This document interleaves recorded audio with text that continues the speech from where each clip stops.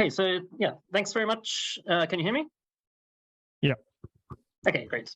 So yeah, I'm Alex Szorkovszky from the University of Oslo, and I'm going to present some work that has been done over the last 2 years with Kyrre Glette and Veenstra, who are there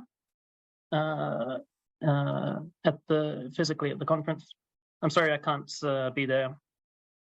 But it's been nice. It's nice that I'm able to present virtually, and it's been a great conference. What I've seen of it, because it's a bit during the night here. So I'm going to talk about cultures of rhythm, and I'm going to explain what that means in a second. First, a bit of motivation. I'm going to talk about rhythmic entrainment. So what is that? Entrainment is also known as sensory motor synchronization, and it's something that humans can do and a few other animals, but not many. So, and something that's quite interesting is that the animals that can do it are usually able to they're usually vocal mimicking species as well. So a lot of the vocally communicating, vocal mimicking bird species in particular. So there's various evolutionary kind of hypotheses for what's the function of rhythmic entrainment. But this is just a few of them. So that's, for example, temporal prediction, and being able to separate agents from non-agents, or sensory motor learning, so teaching each other sensory motor skills. But these connections are still kind of mysterious. There's a lot of unknowns still there. So which makes it very interesting. So what are the connections? Is it a cause or an effect, or both of these other skills? So we take a generative approach, and I'm going to be talking about two different questions. So first is, can we make a walking robot entrain to a rhythmic stimulus? So can we make a robot, for example, move to a beat? And secondly, can we, once it's moving to a beat, can we make it learn this movement pattern and keep it?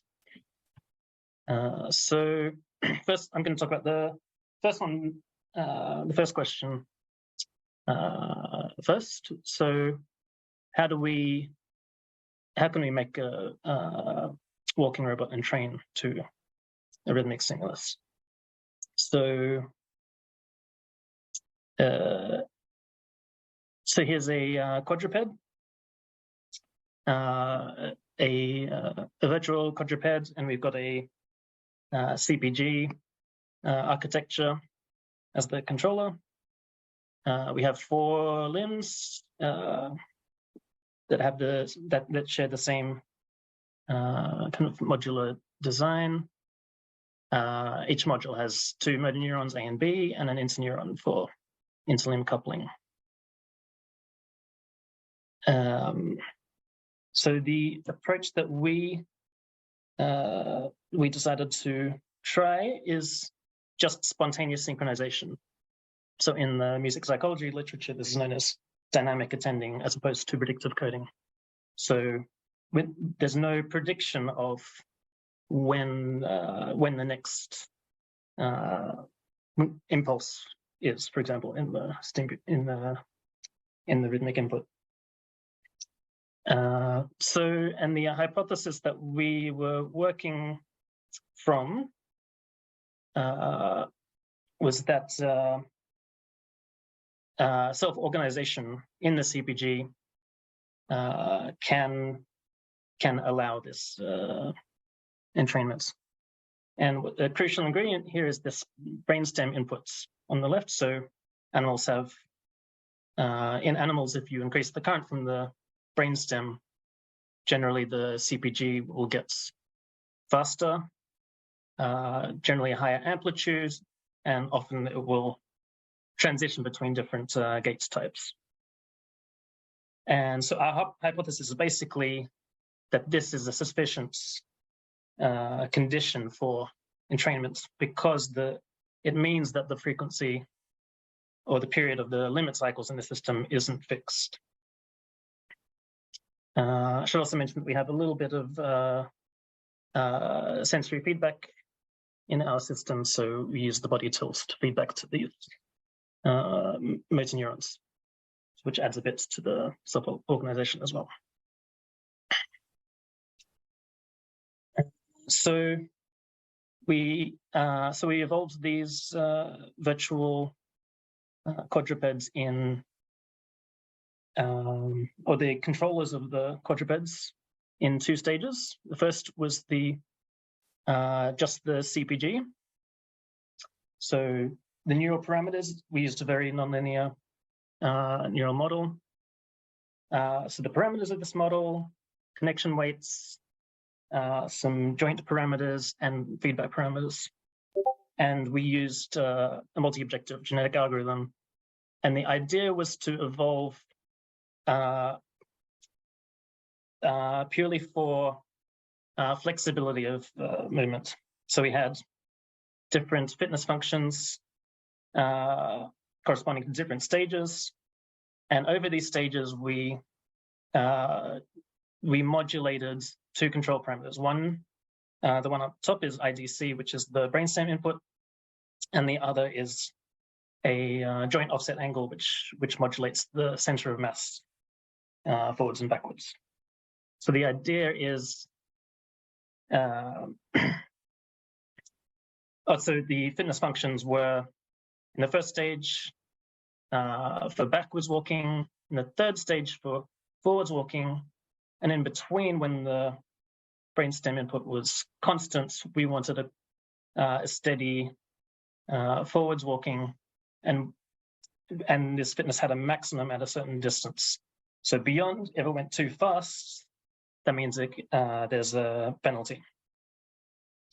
And then the fitness was an overall stability measure. So the idea is, if we maximize all of these fitnesses, then the controller is flexible with respect to these 2 control parameters, because that is what's changing between these 3 stages. So then we had a variety of controllers, and we sampled some from the various areas of the Pareto fronts, and used those to evolve this filter layer. So this is just a fully connected recurrent layer, and the idea is just to give the system a bit of memory. So we used 6 neurons and just evolved the connection weights and also this output matrix M. And the idea was the fitness was just a measure of period matching, and we used multi-objective optimization so that we could try different periods. Something that was as expected is that the frequency control was important for entrainment ability. And what's interesting is that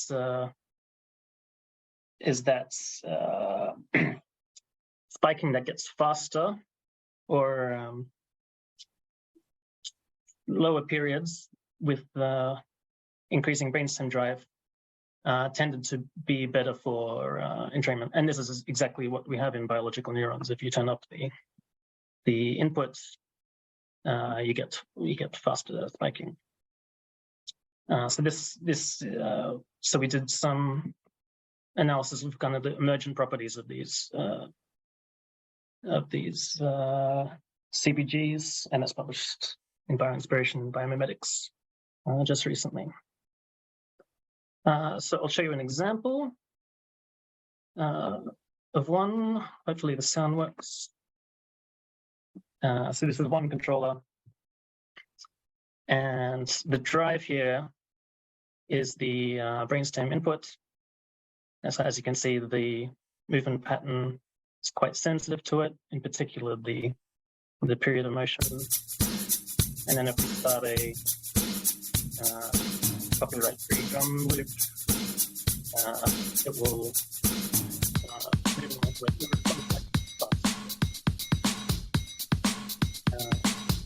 And it implements a range of tempos. And then when the input stops, it relaxes back to its normal state since it's not learning anything.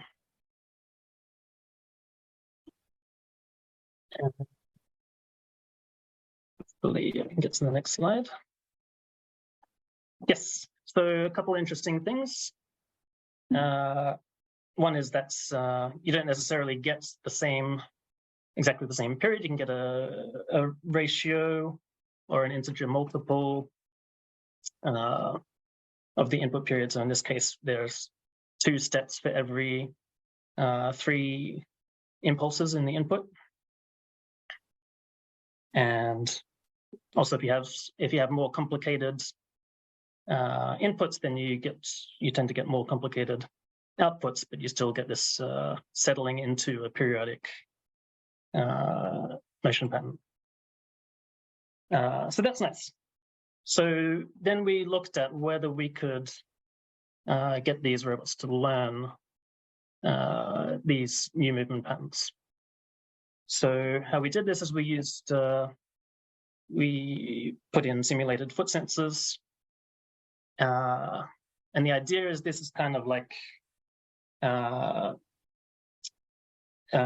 robots can hear each other's footsteps.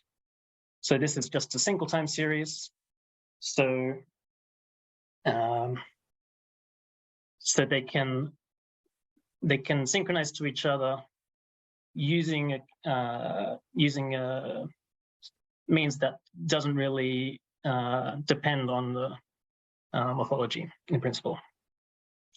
So we had 17 quadrupeds in from the previous study that actually stepped and didn't drag their feet, and we also evolved using the same procedure hexapods, and these hexapods were based on the design of Antoine Colli at Imperial. And this is an 18 degree of freedom hexapod, but we only used 12, so two motors per leg shared the same motor neuron. So the idea is use 3 steps. So the learner will synchronize to the teacher, and then while synchronized, it will figure out how to recreate the input from its own footsteps using delays and weights, and then the teacher can be switched out with this recreated input, and so then you have a self-synchronization using sensory feedback. So here's a diagram of how that works. We have delays. We have just 1 threshold per limb, which is theta. We have weights that are learned as well, and an overall. And then these are combined into these are summed and input into a leaky integrate and fire neuron, and the leaky integrating fire has adaptive thresholds to avoid any runaway feedback to keep the input at a constant level. So we tried every of these 31 robots. We tried all possible combinations of teacher and learner. And we found, so what's plotted here is the difference from the free motion.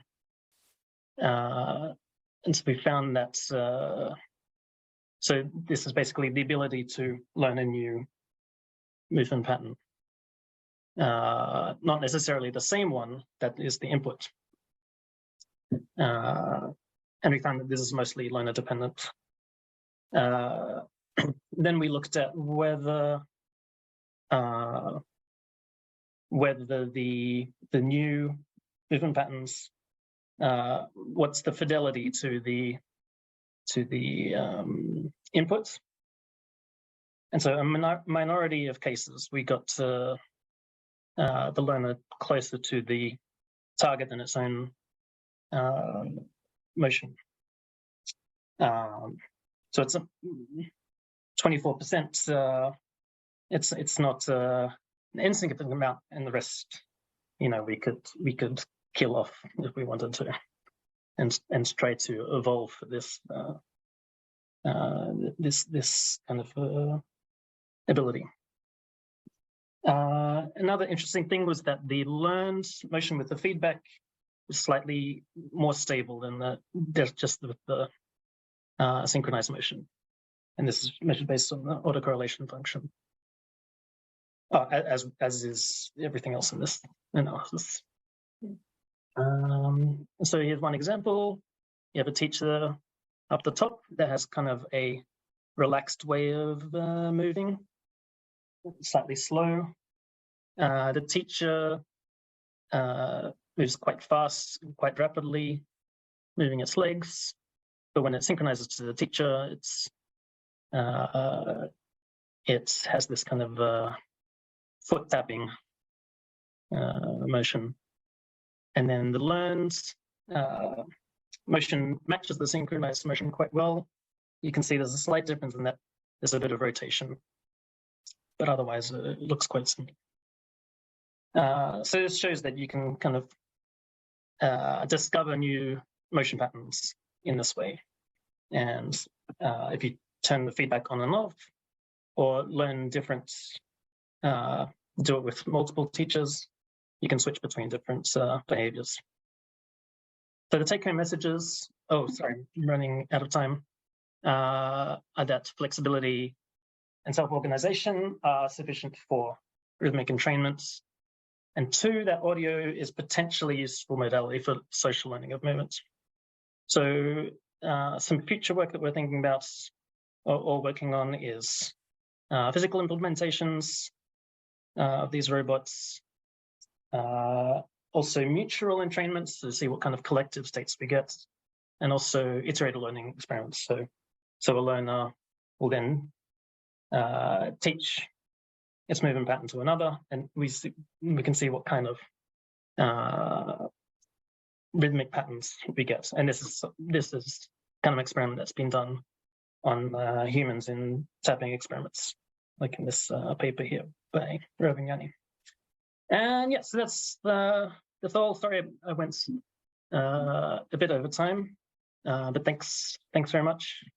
And yeah, if you see Kyrre and Frank, you can talk to them if you're interested, or you can add me on Mastodon, or if there's time, I can answer questions now, or otherwise in the Discord. So thanks very much.